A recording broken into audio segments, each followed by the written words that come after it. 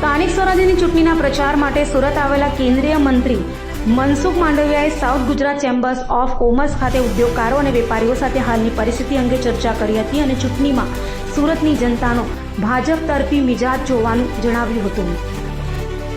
સુરતમાં SGCCI દ્વારા આયોજિત ખાસ કોન્ફરન્સમાં કેબિનેટ મંત્રી મનસુખ માંડવિયાએ હાજરી આપી દક્ષિણ ગુજરાતના ઉદ્યોગકારો વેપારીઓ સાથે હાલની ઔદ્યોગિક પરિસ્થિતિ બાબતે ચર્ચા કરી હતી. કેન્દ્રીય મંત્રીએ ઉદ્યોગપતિઓ સાથે ચર્ચા કર્યા બાદ ચૂંટણી અંગે નિવેદન આપતા કહ્યું હતું કે સુરતમાં ચૂંટણીના પ્રચાર દરમિયાન ભાજપ પર લોકોનો વિશ્વાસ જોવા મળ્યો છે. સ્થાનિક સ્વરાજ્યની ચૂંટણી ચોક્કસ ભાજપ જીતશે તેવી આશા છે. યુદ્ધની અસરને લઈ પાડોશી દેશોમાં જે પરિસ્થિતિ છે તેની સામે ભારત દેશની પરિસ્થિતિ સારી છે. કેન્દ્રની મોદીજીની સરકાર દ્વારા દેશના લોકોને ગેસ અને પેટ્રોલનો પુરવઠો મળી રહે તેવા પ્રયાસો કરી રહ્યા હોવાનું પણ મનસુખ માંડવિયાએ જણાવ્યું હતું. 26મી એપ્રિલના રોજ ગુજરાતની સ્થાનિક સ્વરાજ્યની ચૂંટણી માટે મતદાન થવાનું છે. છેલ્લા 2 દિવસથી સુરત મહાનગરપાલિકાની ચૂંટણીના પ્રચારની અંદર મારે લોકોને મળવાનું થયું. લોકોએ ભારતીય જનતા પાર્ટી પ્રત્યે વિશ્વાસ વ્યક્ત કરતા મેં જોયા.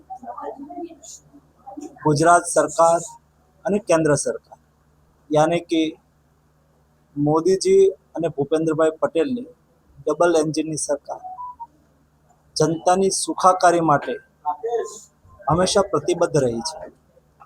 જ્યારે ચૂંટણી પ્રચાર દરમિયાન આયુષ્યમાન ભારત કાર્ડની વાત થતી હતી ત્યારે ખૂબ લોકોએ એક આયુષ્યમાન ભારત કાર્ડથી પોતાના પરિવારને મોટા ખર્ચમાંથી કઈ રીતે બચત થઈ એ સ્વયંભૂ એમના અવાજમાં મને સાંભળવાનો અવસર મળ્યો.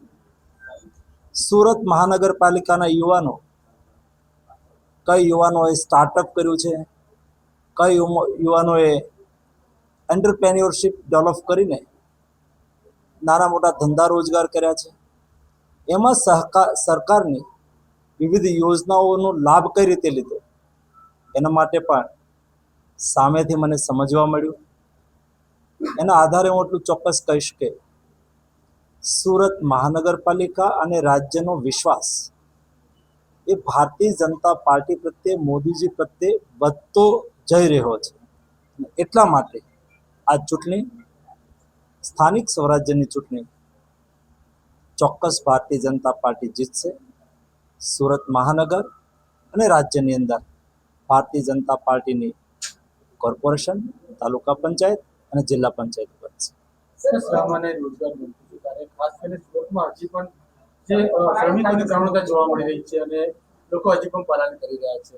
એક જ મોદી શબ્દ એવા નીકળી રહ્યા છે, હવે અમે સુરત નહીં આવીશું, કારણ કે ગેસની અછત હજી પણ એ લોકોને સ્થિતિ સર્જાઈ રહી છે. જે આંતરરાષ્ટ્રીય પરિસ્થિતિ આપણે સૌએ જોઈ, આપણા પાડોશના દેશોની અંદર